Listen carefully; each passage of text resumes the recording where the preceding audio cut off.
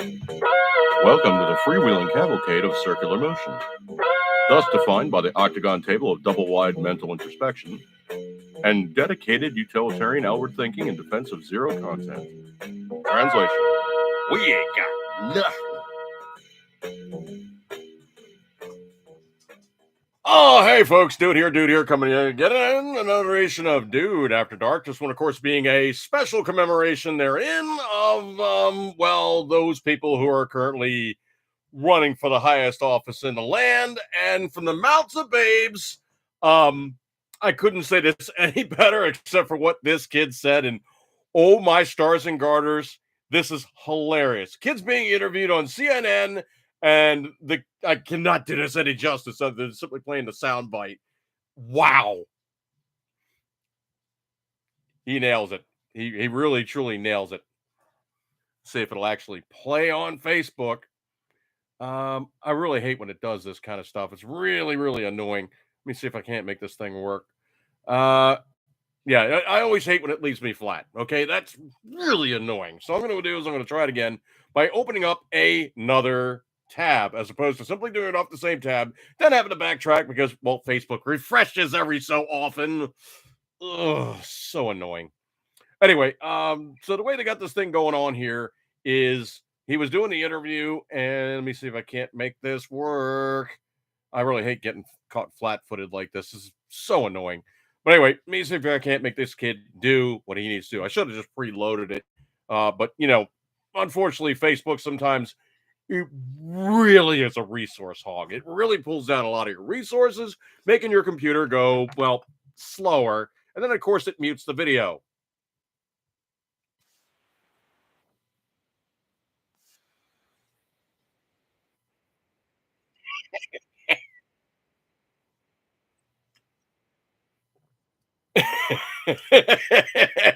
I would have said something else starting with C and ending with R, but that's just me. Anyway, way, shape, or form which we find ourselves, the honesty of children sometimes. Wow. Yipes. Speaking of the honesty of, well, somebody. Um, this one I find to be completely, well, absolutely on par with the group of people which we're speaking of. But anyway, we know the economy is jacked up, and we know that she's pretty much an ignorant boob. But because these guys have sex for a living, they know a good reason to support her, even if she is a complete and total F up. And I do mean as in Foxtrot uniform Charlie and Kilo. But anyway, the prostitutes and sluts who, F Chuck for a living want this, well, person who's done previous oral enterprises to help things get further along. And that being said, the porn industry launches ads supporting Kamala Harris. Wow.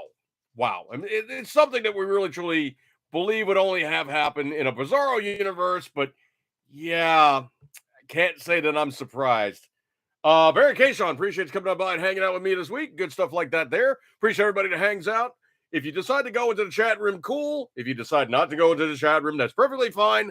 However, if you monitor the chat room, there will be stuff that comes through the chat room that will not be verbalized sometimes on the podcast because some of that stuff is a little sound guy, how would you say it is? Well, is it just a more than a little bit? Why? It's spicy. It's spicy caca.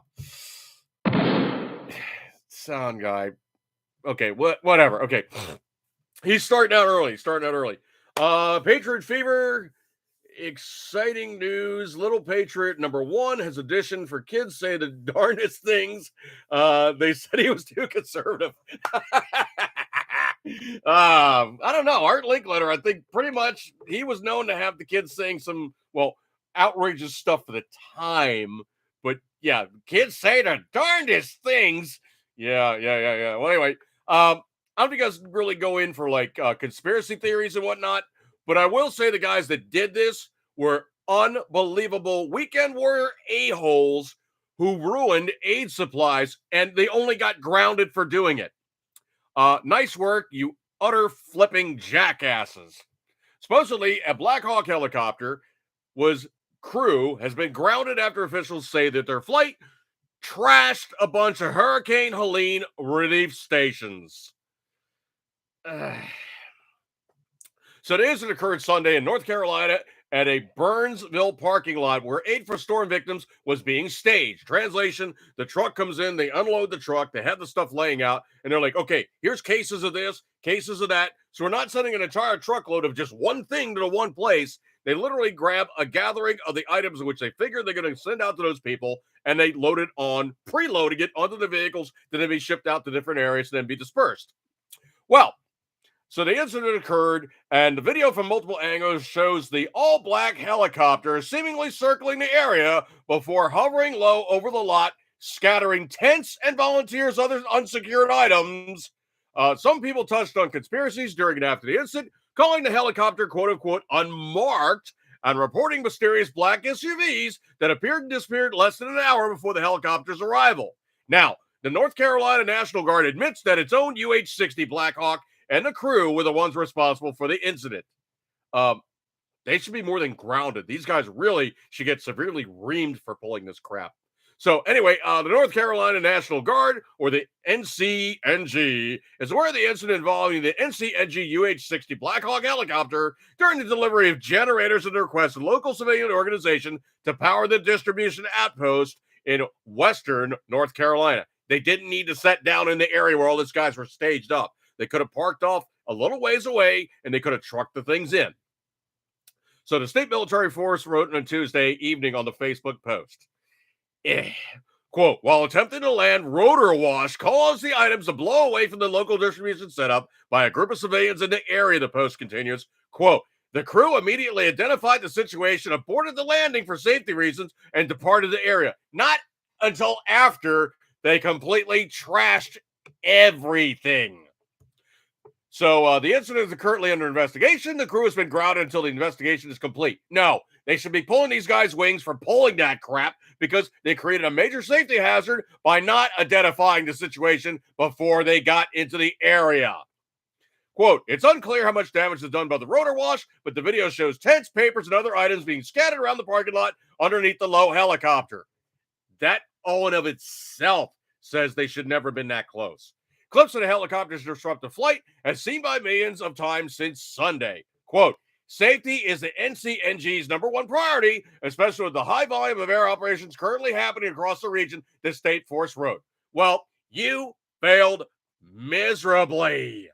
While the NCNG strives for precision in every mission, sometimes things don't go as planned. When that happens, the NCNG takes it very seriously and are committed to addressing and correcting any issues to prevent future occurrences. No, you jackasses, you completely screwed the whole process up. You should be grounded.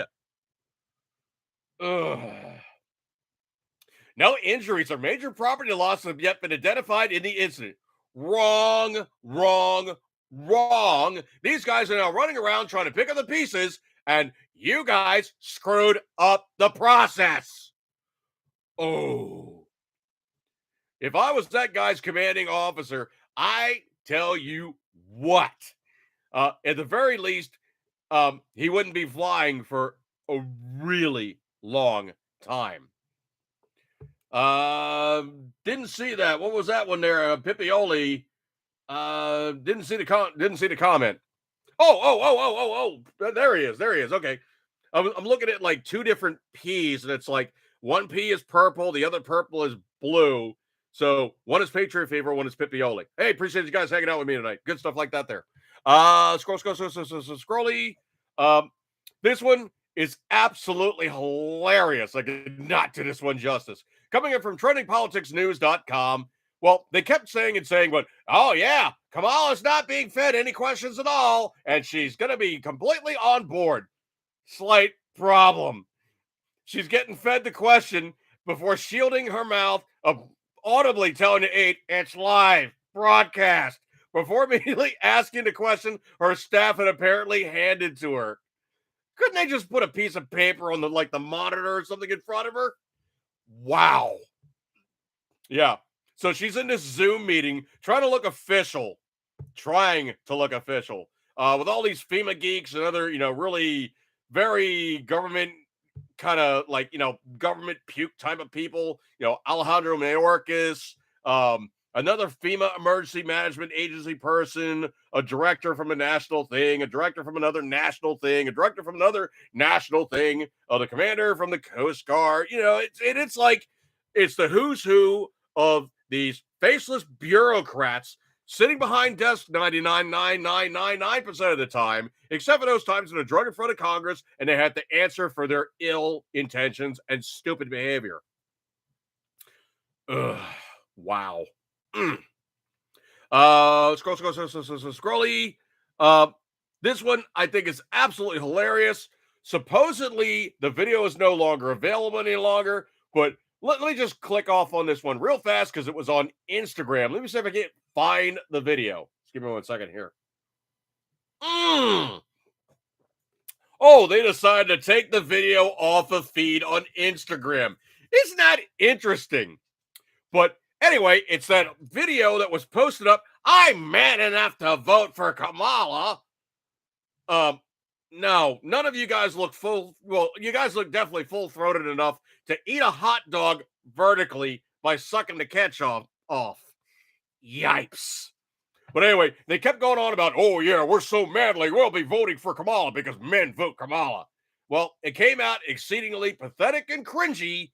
And the left wing pack that made it, yipes. They're trying to bring male voters to Kamala, and it backfired horribly. So they're saying the beta bait leftist group on Breitbart.com. Oh, man. So leftist group Vote Save America shared a strange video attempting to make Vice President Kamala Harris appeal to male voters, asserting they're man enough to fight a bear, eat a carburetor, and elect a woman. How about you? I was going to say, eat a hot dog without chewing, but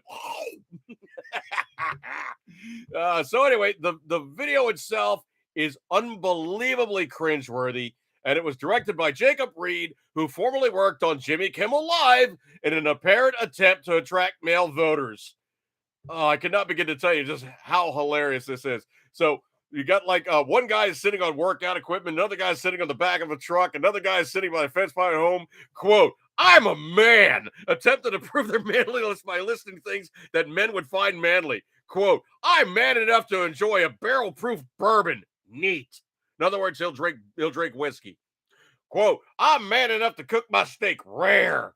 Sitting on the back of the truck with incredible posture and his hands neatly, gently folded against his side, declares, quote, I'm man enough to deadlift 500 pounds and braid the S hit out of my daughter's hair. You think I'm afraid to rebuild a carburetor? I eat carburetors for breakfast. Another man with wearing a cowboy hat holding a large bucket smugly says to the camera. I ain't afraid of bears. That's what bear hugs are for. Okay. If you guys don't know the sideline on that one, bears. There's a subsect in gay community called bears, and sometimes they're referred to as teddy bears. So if you look at these guys, they're kind of Grizzly Adams, Kenny Rogers looking, heavy set guys wearing flannel, and they're really not soft and fuzzy and effeminate or anything, but they're gay dudes. So they're like gay dudes who are not like wimpy, spindly gay dudes, but they're big burly man kind of gay dudes, and that's some subsect of gay culture. So this guy saying that he's a bear is like a joke in all of itself. I ain't afraid of bears. That's what bear hugs are. I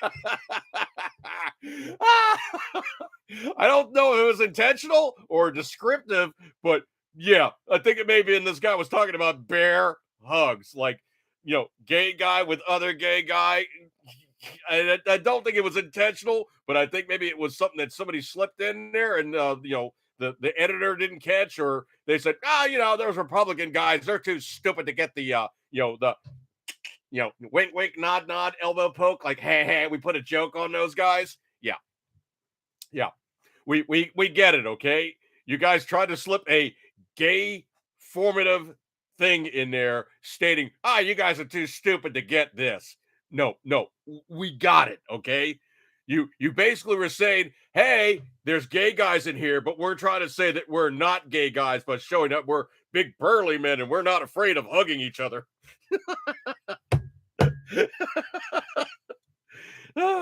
Jeez. Uh, wow. I can only begin to tell you, no uncertain terms. You got to find this video. If nothing else, it is beyond hilarious. Um, they did pull it off of Instagram, so apparently the embarrassment was such they're like, yeah, that didn't play so good. Let's pull that off right now. Yeah, they got caught. So funny. Uh, I did tell you guys previously about the guys in Okeechobee that accident air quote air most blindingly blithely eccentrically out there air quotes I could ever truly express accidentally signed a piece of legislation or while they're enduring under Hurricane Helene, there was going to be no gun sales, no ammo sales, carry was going to be not permissible, and all these things were going to be in place. However, they didn't get to be out in public eye because somebody obviously was like, "Oh no, don't do that." So anyway, the mayor of Okeechobee and the chief of police put it out there that, oh yeah, we accidentally put this piece of policy out there and we signed it, but we weren't going to enforce it. No, but the problem is that you guys put that out there saying no ammo sales, no weapon sales, no carry. So basically, the looters don't get they're just desserts. Even the governor of the state has said, we got shooters for looters, okay? So right off the bat, that was not going to fly in the gunshine state, okay? Trust me. Anybody that was going to be looting and stuff, they're probably going to get the tail feathers taken off. So anyway, these guys are now like, oh no, I'm not. Let me shift gears here. Oh no, it's going to be policy. We weren't going to do it. Ooh, no, it was not anything that we really truly meant to do. Well, maybe you didn't mean to do it, but you got a slight problem. Here's the problem. Even if you didn't actually enact the anti-gun Bravo Sierra, you did the acts of doing the paperwork. And I got this in from ammoland.com. So, even just doing the paperwork, that breaks Florida law statute section 790.33, which does not require actual enforcement of a preemptive violation, since the enactment itself is enough to prove liability. I think you guys might want to really prepare yourselves for maybe just a little bit of yeah.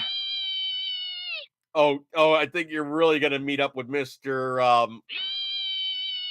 Yeah, it's not gonna go well for you guys. You're in the jailhouse now. No, sound guy. They're not getting snoo. Death!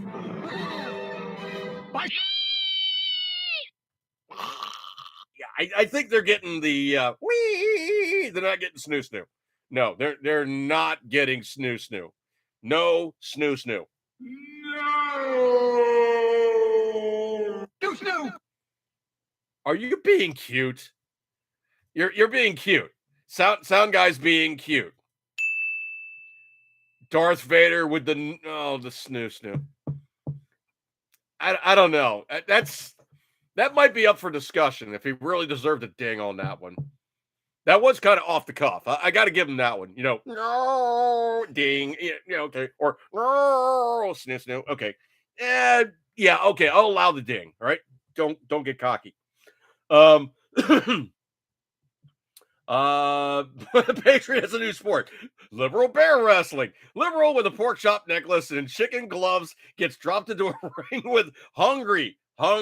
He just said grizzly, but I would say hungry grizzly. Winner gets a free trip to the buffet. You know what? Actually, you could probably do one better than that. I would say the pork chop necklace, the chicken gloves, and before they go in there, you paint them with some very fresh salmon gack. So they're positively smelling like well, actually, salmon gack, and then you dump some honey on them. There you go. And then you just throw them over there, and the bear's just like, oh, it's Thanksgiving. I can't resist this. This looks and smells absolutely delicious, even though the inner crunchy nougat is just not the best. That's not the best inner crunchy nougat. Patriot Fever. Interesting question. Is there a firearm company out there with enough brass and sense of humor to make an Alice-shaped barrel? I don't know what you mean by Alice. Alice-shaped barrel for jack wagons like these. Alice. Patriot Fever, you're going to have to elaborate a little bit. Dog's barking. You're going to have to bacon grease. Bacon grease, yeah, just for the yeah. But what do you mean by Alice-shaped barrel? I don't get that part. Anyway, let me go up to the next thing here. Yeah, I don't know if you heard about this one or not, but supposedly there's now a story going out from truthpress.com. Is the Biden guy himself now trying to sabotage Kamala in her presidential campaign after being forced to drop out in his re-election bid? That's a really interesting thing. So coming in, like I said, Truth Press, President Biden is so bitter about being forced to drop his re-election bid by top members of his own party that he's deliberately sabotaging Kamala Harris's campaign, according to a growing chorus of political pundits. Since being pressured out of the race in July over fears about declining cognitive abilities, Biden has done little for Harris beyond endorsing her and has largely been a no-show at his presidential vice president's campaign events. Yeah, that's been really marked too. I mean, like when Biden was running, you really couldn't escape Obama. He was walking, well, he's the best guy. Okay, Patriot Fever. He was saying phallus, and that. Okay, hang on a second here. I can help you there. I can help you there, Patriot Fever. Let me do. Like I said, I'm running a new keyboard here, so I'm actually buying a previous iteration that I have to replace this replacement with because this one's completely different. So, what you were trying to say there, Patriot Fever, is you were trying to say that word. That's the word you were trying to say. That's the word you were trying to say. So, you're talking about the classic medical Latin definition of the male member of reproduction, also known as the the well ketchup hot dogs for the bears. Oh man, wrong bear. But anyway, so he's also pulled the spotlight from his intended successor on numerous occasions, including delivering his own comments last week on how the White House is responding to Hurricane Helene, even after Harris canceled a Las Vegas campaign event and hurried back to D.C. to be briefed on the storm's impact. Ouch. The lame duck leaders served up a plethora of cringeworthy actions that left Donald Trump's loving conservatives salivating. These included a Trump 2024 cap during a 9/11 anniversary event last month, praising Republican Florida Governor Ron DeSantis Tuesday on how he's prepped the Sunshine State to handle Hurricane Milton, one day after Harris complained that DeSantis didn't take her call. Oh, wow. So apparently Biden is a little bit snarky. Excuse me 1 second here. I know it's been said, and there's that whole that Biden movie talking about Hunter. I actually have it somewhere. My son Hunter, that video. I actually have it uploaded to YouTube somewhere.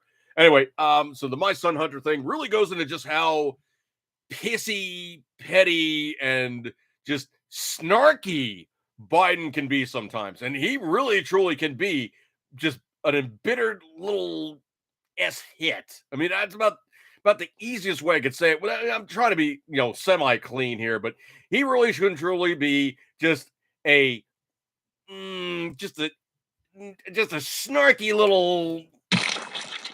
I was gonna say S hit. Dick. Okay, yeah, sure, yeah, that works. He could be a snarky little petty Dick. Right. Thank you so much. What? Dick.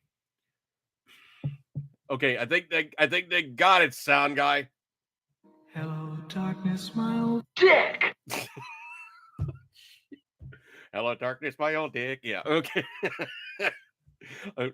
Sound guy, I think, was trying to help along with Patriot Fever too. Patriot Fever, you obviously were talking about dick. Sound guy. I was not trying to go there. Okay. What?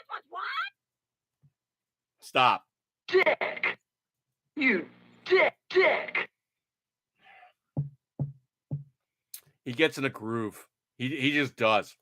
Anyway, so quote, Biden is intentionally enacting revenge on Kamala for knifing him in the back, claims Jason Meister, a Republican political strategist who sits on the advisory board for Trump's campaign. Quote, he never liked her. The happiest he's looked in 4 years was when he put on the red Trump 2024 hat and was speaking in Shanksville, PA at the firefighters last month on 9/11. He just had come out and endorsed Trump. I cannot do that justice video either. You got to find that somewhere. It's hilarious. It's like, he's walking around and then somebody either he picked up the hat or somebody gave it to him and they're like, put it on. He's like, what? They're like, put it on. He's like, all right. He's already wearing a hat. He's like, all right.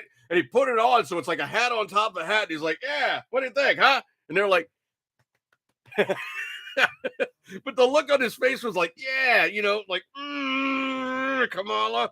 So anyway, quote, it would be absolutely ridiculous to assume he has no resentment over how he was treated or how frankly he was forced out, which would describe as a coup, the veteran campaign consultant said. Quote, why hasn't he appeared in places where we could do some good, like parts of Pennsylvania and states where the president is buoyed during his term?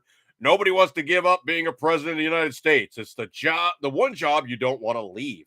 While speaking at Trump's campaign rally in Scranton, PA on Wednesday, former presidential candidate Vivek Ramaswamy also took a swipe at Biden's loyalty. Quote, somewhere deep inside, in a place he doesn't want to admit, I think maybe Joe Biden is actually rooting for it, said Ramaswamy, referring to Trump's potential winning the support of Biden's hometown and the rest of the Keystone State. Okay, that's true. It is Biden's hometown. And I got to tell you what, man. When I drive into Delaware and I see, this is Joe Biden's state, it's like, ugh. I just cringe a little bit. And, the thing about it is I don't go to Delaware all that infrequently either because, it is a border state. I mean, it's literally like, what, not even 90 minutes away from me, if that. Probably may even be closer. I mean, if I go straight up Interstate 95, I could be in Delaware literally just over an hour. Literally just over an hour I could be in Delaware. So you see that President Joe Biden's home. It's like, just cringe. Total cringe. Ugh. Yeah. It's like stepping into those giant black crunchy bugs. You're walking along. Oh, yeah. Oh, jeez. Fingernails on the chalkboard, which doesn't do anything to me. The big crunchy bug also doesn't do anything. It's just the sound effect. We were like, the big black crunchy bugs. And I think that's actually their scientific name in Latin, big black crunchy bugs. Let's see. Scrolly. I don't know if you guys caught this or not, but me being a total space wonk and hardcore, okay? Hardcore space wonk. I actually have flown around in Florida on a private plane with my friend, and we flew from where he lives in West Palm. We flew it from Palm Beach to Cocoa Beach and went to NASA Kennedy Space Center. I've been to Kennedy Space Center twice, so I am total space geek. If I get the opportunity to go back down there again, I'm jazzed. I just that is my place to go and hang out. All those people. Oh, I want to go to the the museum. No. I want to go and experience that NASA stuff time and again. That is my groove, man. So anyway, you know if you guys caught up into that, but NASA / Boeing ain't got nothing on this. So the SpaceX Starship flight number 5 took place. That thing went epic, perfect. Now, the thing about it is to put the scale into the size of this thing, it is insanely huge.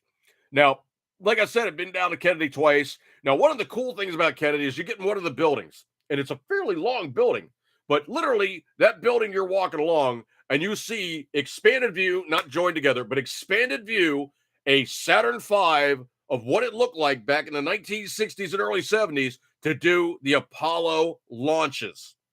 So you have actually the first stage, second stage, third stage payload. So the command module, and obviously, you know, that'd be the lander and the fuel tanks and all that stuff. Then there'd be the return capsule. So anyway, the SpaceX Starship is insanely huge. And I do mean like absolutely insanely huge. If you look at the specs of a Saturn V, it is insanely huge. It is an absolutely massive thing. It was the largest, most powerful thing ever designed by man to take flight. And it was literally the largest flying thing ever built by humankind until Elon Musk came along with SpaceX. Now, to put it in perspective, the first stage booster, called the Super Heavy, is 233 feet tall by itself. It's 30 feet in diameter. It contains 33 of the Raptor engines arranged in 3 concentric rings. So basically, they kind of did like the Russians did. When the Russians designed their answer to the Saturn V, they literally did the same thing. I think they had like, 27 or 28 of their engines or whatever it was. Downside is the way the Russians think is if fuel goes into one, fuel goes into all. Slight problem. I think they did 2 or 3 launches with this rocket, and they never wanted us to know when things did not work. So they did this out in the middle of like nowheresville, Russia. So when this thing went up, it launched okay, and then it started having issues. So literally there's like all kinds of like weird subsonic things that take place and sonic issues and flow rates and everything that start getting weird. So the fuel starts, getting all kinds of weird jittery things going on, and it stalls an engine. Well, if you got 28 engines, you still probably could fly on 27. You're getting marginal around 24, 25, but you still can fly with one engine down. Slight problem. The way that we build our stuff, an engine is an engine. It's got the pumps on the side. Everything is one contained unit. It does its job, and it basically does it in concert with all the other guys. Now, what they refer to is gimbaled and non-gimbaled engines. Now, on the outside of this rocket, there's a ring of engines that basically just shoot. That's all they do is they throw thrust out. The ones in the middle can actually steer, or they're gimbaled. They are actually able to pivot to some degree and push the rocket around and steer it to keep it, like that classic thing where you stand a stick on your hand and you basically keep it in balance. Same thing with the rocket, except it's literally steering the back end of the boat to steer the front end of the boat. And those engines can steer the thing around. So it takes off on all the engines. It gets to altitude. It's done its job. It pops off. The second one starts off. It continues. It does its job. It pops off. The last one continues to do its thing. So this one, the mega guy, goes up, does its job, basically goes, all right, I'm going back. Comes back, turns off all the outside engines, runs on the center engines, comes back to where it was, hangs itself up, and lands hanging on that gantry that it launched from. So it literally does the one thing that we don't do in NASA. This is one that pissed me off when I heard about it. When NASA designed their new mega replacement for the Saturn V, they were relying on Saturn engines. No, they were relying on space shuttle engines. Now, if you know anything about the space shuttle, they were basically built for about 200 flights. And that's like maxed out completely. No more. The thing was completely worn out. 200 flights, done. Sometimes they even flew less than that. Because obviously, they were getting wear and tear, and they decided, it's too much airframe damage, or it's seen enough cycles. So anyway, the engines were built to be rebuildable, reusable. So they got a room full of these engines, and they're like, well, what do we do with these things? We're not going to trash them. They're perfectly good engines. Most of them only have 70% capacity left over from all the flights they've had. So they're like, hey, let's use these old engines on this new rocket. Good thinking. You're like, oh, that's really cool. They're going to reuse these old engines. Hey, we need a gas tank. Oh, okay, let's repurpose the external tank we use for the space shuttle, and we now have engines and a gas tank. What does NASA do? Do they think about, oh, yeah, we could just send this thing up and have it come down in the ocean? We recover it. We basically, restore it, refurbish it, reuse it a second time. No, they're NASA. They send the rocket up. It comes down without any kind of gravity assist except for going, ah! It literally crashes and burns in the ocean, dead duck, and all these things that were completely reusable, renewable, and possibly things they could have refurbished and used how many other times, they simply just let go glug, glug, glug, glug down to the ocean's floor. Now, Musk goes, that's idiotic. There's no reason in the world why you can't take the rocket, send it up, have it come back, refurbish it, reuse it another time. So that's literally the way they have their stuff designed. And they literally did what's called vertical engineering. So literally everything from the nuts, bolts, engines, spacesuits, things themselves, all these things are vertically engineered to be integrated to their stuff. So their supply line is such that they don't go, yeah, well, we were talking with this one supplier and he was going to make us the what's it, but yeah, we fell into all kinds of problems because they've had labor disputes and they're no longer able to supply this thing. We sent the plans off to somebody else in, East Albonia, and they can build it now. It's going to be a 6-month backlog until they come up to speed and they start cranking out the stuff that we needed. If you guys ever saw, Apollo 13, where they go, okay, we got this one what's it, this other what's it, and one's round and one's square. Why? 2 different guys who built the things. Musk doesn't have that problem. All of his stuff being vertically engineered, all of his stuff fits all of his stuff because his stuff is made specifically for his stuff. So getting back into it yet again, 33 Raptor engines arranged in 3 concentric rings. The outermost ring of 20 engines lack gimbal actuators and onboard startup hardware to save weight. Translation, they light up on the ground, they go up, they turn off. That's it. They've done their job. These engines are started using attachments on a launch mount, and they're not reignited for later burns. At full power, these engines produced 74,400 kilonewtons, or 16,700,000 foot-pounds of thrust, more than double the Saturn V first stage. The specs on this thing are absolutely mind-boggling. So the sheer area this thing can carry, literally, it can carry the entire second stage of the Saturn V inside itself. And that's just the cargo capacity.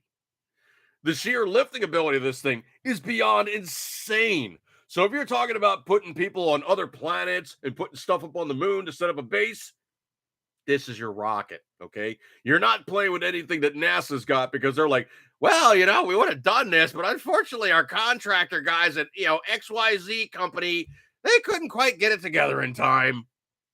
Which is why you have people still on the ISS going, I would have been home before Christmas, but Boeing couldn't get their act together.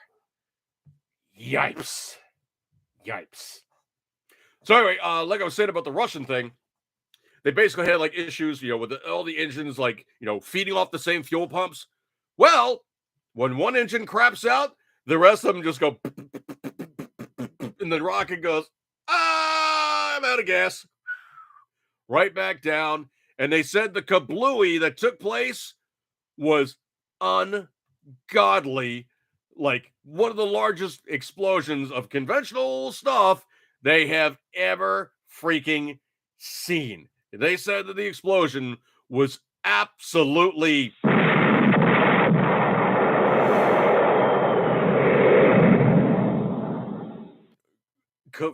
friggin' bluey. That's the easiest way to express it. You can look that up. And I think they actually, if you look it up on Wikipedia, when you're looking up like the Saturn V, you can see the Russian equivalent and you can find out the history on it. After 3 launches, they were like, you know what? We're Russians, but even we're not going to get on that bird and fly that thing out because it's certain death. So anyway, if you want to fly out and you want to fly out safely, just be sure you're on a SpaceX, aircraft. I'm sorry, SpaceX spacecraft. I wouldn't say spaceship, but spacecraft. We're not quite there yet, warp capable and all the rest of that fun stuff. We're not quite there yet. Scrolly.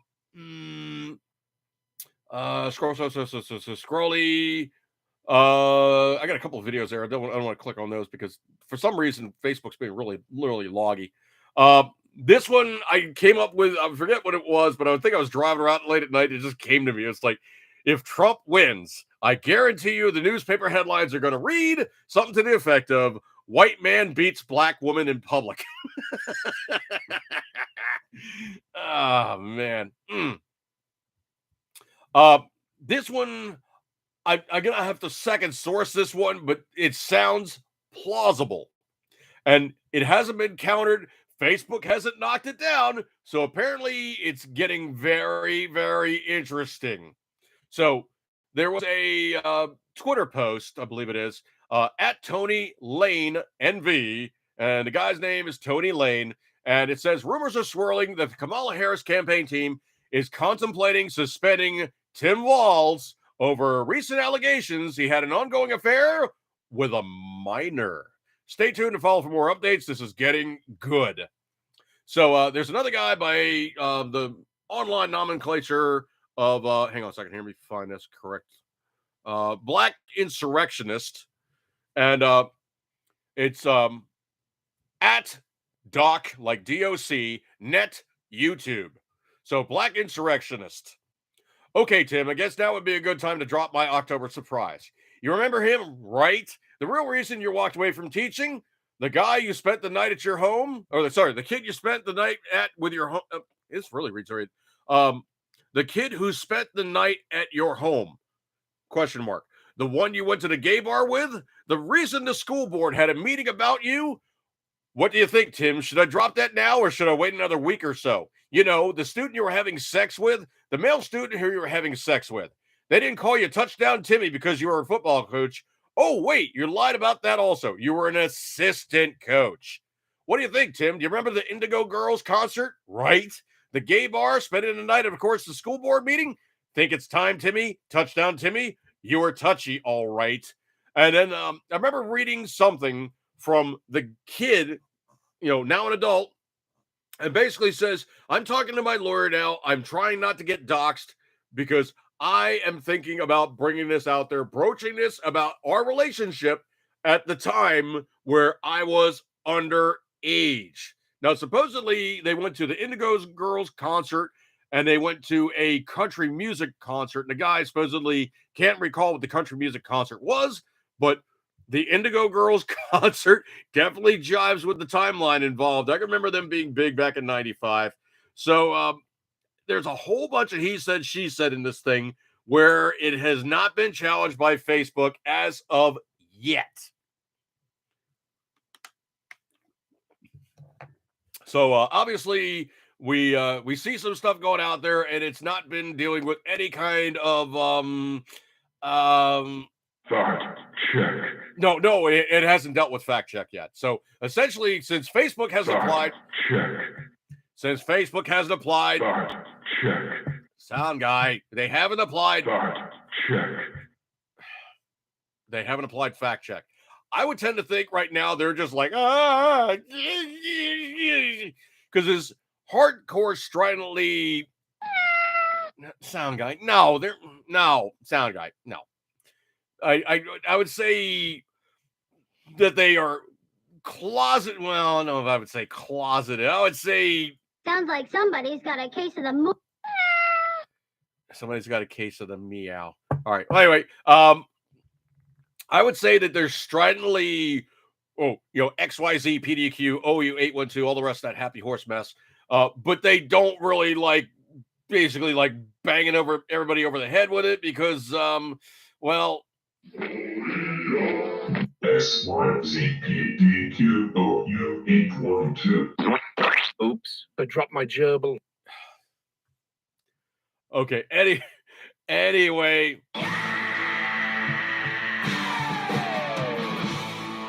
SYZPDQOU812. Sound guy. We got it, okay?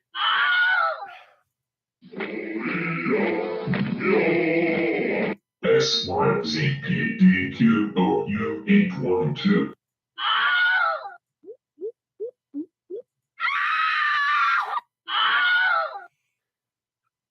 What are you doing? Stop. Anyway, so I think it could be said that there's more information coming out about this whole thing, but there's one thing I do know for a fact, and I can tell you for sure. If you're going to go out to the field and you're going to go duck hunting with somebody, you really, truly do not want to go out there with, well,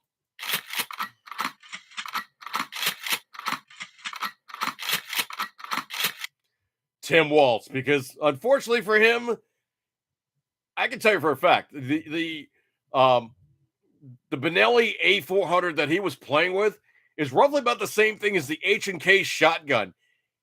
There's not a lot going on there, folks. They are really, really easy to work. You basically got a safety button right by the trigger. You have a release on the side of the receiver to make the bolt go forward after you loaded it up with shotgun shells. And obviously, there's a cocking handle.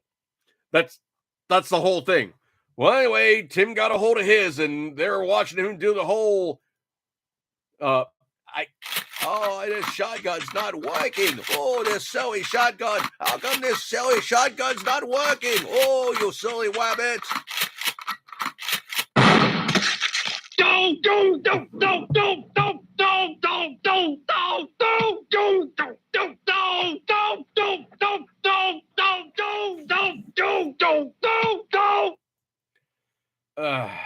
Yeah. So anyway, Waltz trying to show off that he was the big scary duck hunter, looked like Elmer Fudd. Oh, this shotgun's not working right. Oh, you squirrely wabbit. Oh, he looked like a total doofus trying to make the thing function. And dude, if you're that much of a pro gun guy, you would know how to work a shotgun, okay?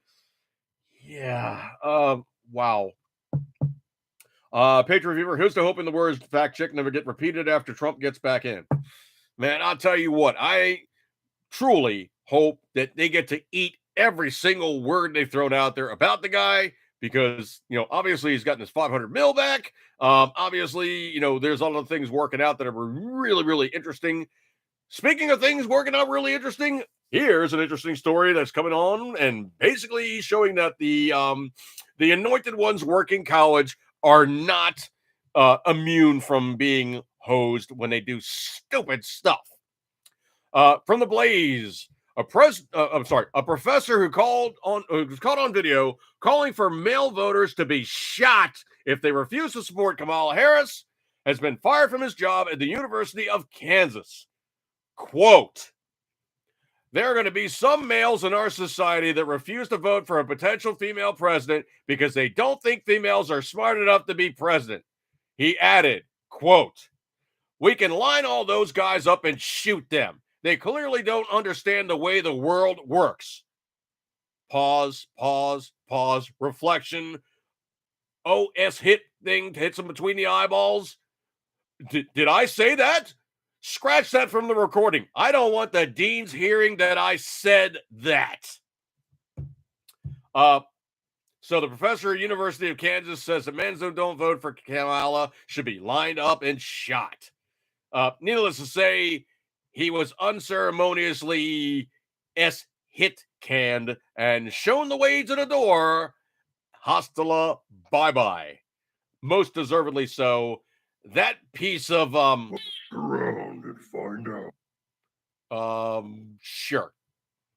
That piece of You! okay, that piece of yeah. You! Sound guy. I think we get it, okay? You! You! Okay, we're bordering on the edge of sensibility here, okay? Because that guy got unceremoniously tossed, and I think the university was just thinking I say we take off and nuke the entire bitch from orbit. they were not happy with him, and they said, "Oh, No. Mm-mm. Mm-mm. No. No. No. No. No. No. Hell no. No. No. I refuse. No. all right." So anyway,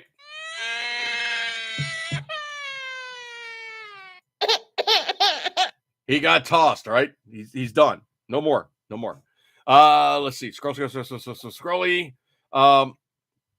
Now this one I think is really interesting. Supposedly, there's now some scuttlebutt. Read like kitchen talk. Those things going around now, and they're saying essentially that there's now rumors abounding that Kamala will also, but first and foremostly, it's been said that Trump is announcing he will be interviewed by podcaster Joe Rogan.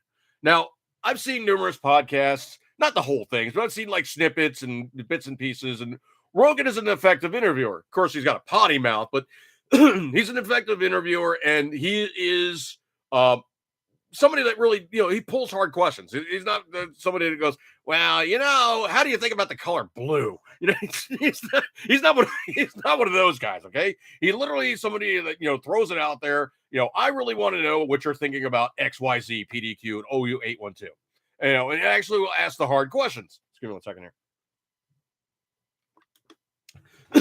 And the other thing too is also on the side of just sincere need. Trump really doesn't need to be on the Joe Rogan podcast. Kamala right now is looking pretty desperate, and she's looking for any kind of positive outlet, any kind of positive outlet that will say, hey, come on in, spew your whatever. But, come on in here, let us know how you think about things. And we will then basically have our back and forths, and you get to put your 2 cents in. And the thing about it is, though, I don't see it as being a particularly good interview with her. She's not a good at interview. She's really not a good interview at all. I think Trump's going to be kind of interesting. Is he going to moderate his tone, or is he going to have the okay, we're in the locker room now, Trump, where he can say, hey, okay, I can really just cut loose, and if I let slip a few F-bombs, nobody's really going to care. Because Rogan curses like left, right, and center. I mean, that's just how his shows roll. He curses a lot. Now, is it really a major detractor from the way he performs? Not particularly, but it is something that you probably don't want to have the kids in the room, because he does have a bit of a potty mouth. But I do think it's interesting though that Trump's announcement, I'll be on Rogan's, I'll do a Rogan interview, and then Kamala's like, I'll do one of those as well. Yeah. Get me on if you can. It'd be kind of spiffy. Get me in there if you could. Yeah, that'd be great. Yeah. I think it's interesting that she's playing follow up. This lady, oh my stars and garters, this woman deserves an Emmy. This chick, she is badass. But there was a get together, and they had this woman making a speech. I cannot do this justice. She lights up the Democrat Party, most assuredly, in all the proper phrasing therein.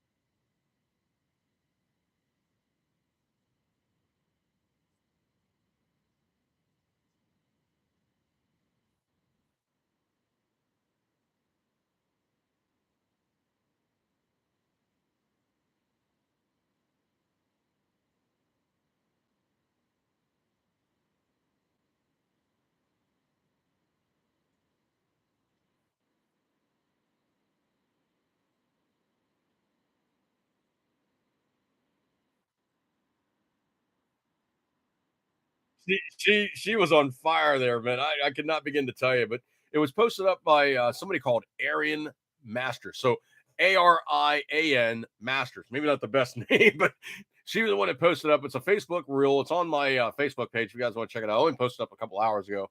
But man, she gets it. She's calling out the DNC for using blacks as the vanguard for bad execution and national decline. She nails it. That lady was phenomenal. That was so funny to see the screaming Mimeites in the stands, like, oh, she's calling us what we are. Utterly epic. The soccer moms in like, you know, the scary, you know, the scary truthful black person. I could not do it justice. That video and the expressions of fearful oh craps, beyond measure. Just so good. That lady was on fire. That was amazing to behold. Patriot Fever. Tim Walz does look like an unholy love child of Elmer Fudd and Bernie Sanders. Oh, you squoey socialist. I got to do something like that. That would just be hilarious. I cannot do this justice. Also looking in this one, this is funny, and I think what it is it identifies the classic problem with the Hollywood crowd right now and the Inside the Beltway group is they just don't get it. They still think this is the 1980s where they own the media. They're the only voice. Nobody else has opposing views. They can say anything and never be challenged. And nobody has anything to stop them from doing what they do. So classically and humorously enough, we see that there's a video out in the movie. Well, a movie in the movie theater. Well, it's still video. They don't use film anymore. Everybody does everything on digital. But anyway, there's a anti-Trump movie called quote unquote The Apprentice, written by liberal journalists, has bombed in its first week in the theaters, but yet they're still going to prop it up in probably like Rolling Stone and, you know, all the other, like, you know, industry rags. They're going to say, oh, they're so brave. They're so courageous putting this out here. Donald Trump needs to be held up for the blah, blah, blah that he is. Yeah. So going into the article, progressives hope The Apprentice might serve as an October surprise that could harm Donald Trump's chances in the next month's presidential election. Were sorely disappointed when the movie bombed in the theater debut. So The Apprentice, a negative take on Trump's early years, opened to just 1.6 million over the weekend, roughly translating to less than 10 people in each showing of 1,750 theaters that featured the movie. To put this in perspective, Vindicating Trump earned more per theater when opened last month, even though Dinesh D'Souza's pro-Trump movie is a documentary and the genre typically does not fare nearly as well as narrative films like The Apprentice does. For more apples-to-apples comparison, Reagan, a narrative film about the former president Ronald Reagan, opened in 6 weeks ago to 7.7 million, nearly 5 times more than The Apprentice. The Apprentice was written by liberal journalist Gabriel Sherman and stars Sebastian Stan as a young Donald Trump, Maria Baklava as his former wife Ivana Trump, and Jeremy Strong as Roy Cohn, an attorney who portrayed the future president's amoral mentor. Trump is portrayed in The Apprentice as raping his first wife, Ivana, and attending a gay orgy with Cohn. It's also suggested that he's a racist landlord who's stooped to blackmail. Perhaps unsurprisingly, mainstream critics positively reviewed the film and nominated for the prestigious Palme d'Or at the Cannes Film Festival. Before final numbers even tallied, mainstream outlets are coming to the aid of The Apprentice, offering excuses for its underperformance. Daily Variety, which is that rag I was talking about, for example, wrote that it bombed because, quote, the most chilling thing about Donald Trump is off screen, end quote. The Telegraph, meanwhile, noted The Apprentice even underperformed after the re-release. Excuse me. The Telegraph, meanwhile, noted that The Apprentice even underperformed the re-release of A Nightmare Before Christmas, a 30-year-old movie available for streaming. Wow.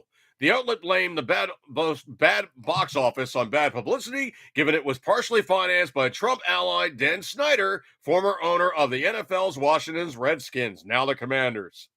I'm glad it's failing because the Skins, I truly have no love for those guys whatsoever.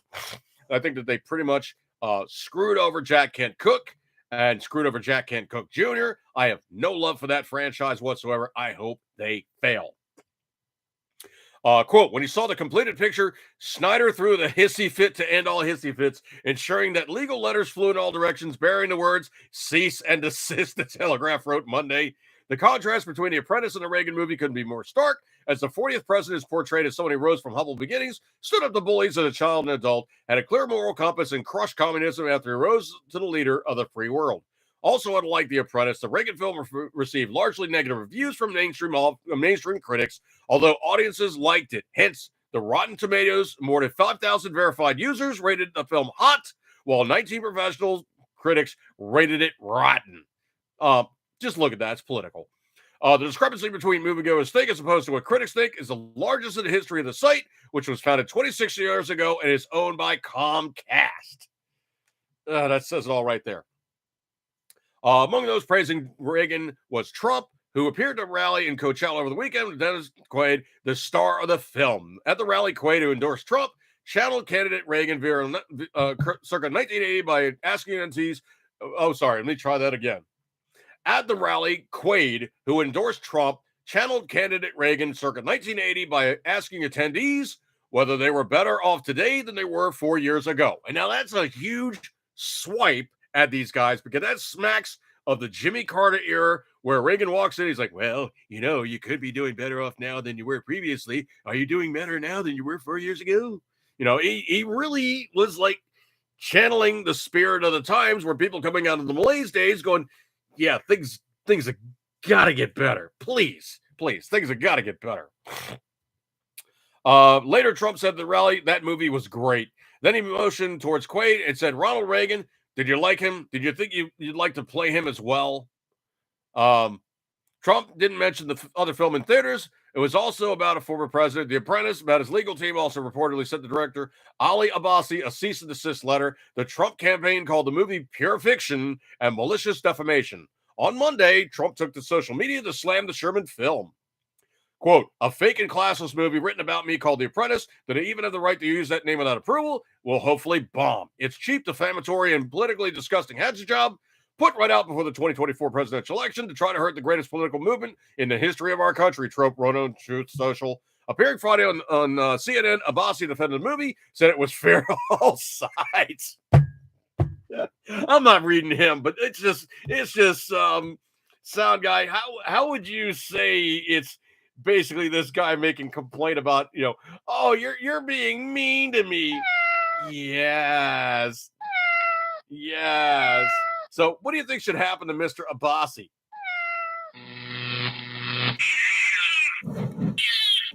Yeah. Yep.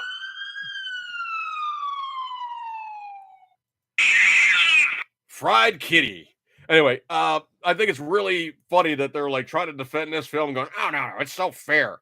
When pretty much it's a political hatchet job. It's a political hack thing. It's easy to see for what it is. Come on. Call it what it is. Speaking of political hack jobs, this Jew-hating pile of monkey puke, she appears to have deleted her X account after this thing, but I should hope so.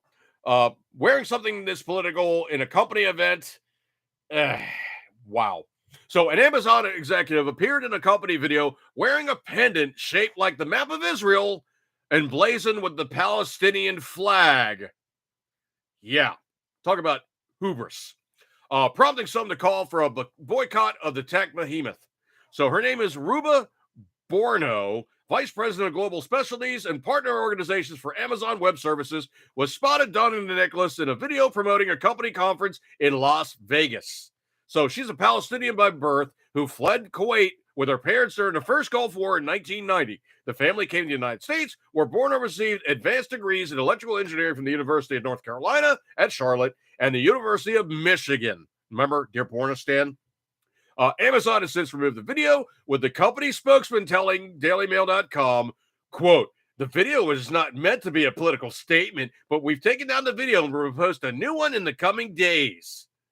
How about we apologize and we've hit Candace woman because she is making us look horrible." That's not going to happen, though. Amazon added that its leadership, quote, "remains in regular contact with our teams based in the region to offer our support." That's the weakest response ever. She should be hit canned, and somebody should have seen that video and said, "Oh, hell no." It's like I always say, folks, you start talking about religion, sex, or politics, you're going to offend 50% of the population, no matter what. No matter what you do, okay? You got to stay at least true to your word and not deviate, or you have to make it known what your stance is from the outset. And people know me for what I am, okay? I'm a conservative libertarian. I usually describe myself as an anarchist conservative, but I'm not anybody that's going to be, whining and complaining about, well, they didn't do this nice or they were mean. It's like, I'm going to call it what it is. And for this chick to wear a necklace like this was stupid from its outset, and really, truly, not only just offensive to Jews, not only just offensive to anybody that is really beholden to Israel, but it's really something that should never have ever actually been allowed to have been worn in the first place. Somebody should have pulled her aside and said, "Pull the necklace." What? Pull the necklace or you're not doing the video. And they should have basically had the nuts to tell her no in certain terms, "Don't pull this crap again or we're going to light your ass up on fire." Let me jump subjects here for a slight palate cleanser here. But Whoopi Goldberg issues a candid response after Trump accuses her of disgusting language. Okay. I'm going to just simply read this how I had it put. Pissy foul-mouthed libtard gets snarky and complains about being called out as a pissy foul-mouthed libtard. Then complains more that Donald Trump says she was a pissy foul-mouthed libtard. But she still took his money to perform as can't talk today. But she still took his money to perform at his casinos as a pissy foul-mouthed libtard. You know what? I wish she would just STFU, or in other words, shut the F Chuck up, and stop being a pissy foul-mouthed libtard. But she can't. On The View and all the rest of it. Wow. This guy, I can't really take what he says out of the article, but I will simply say what it is.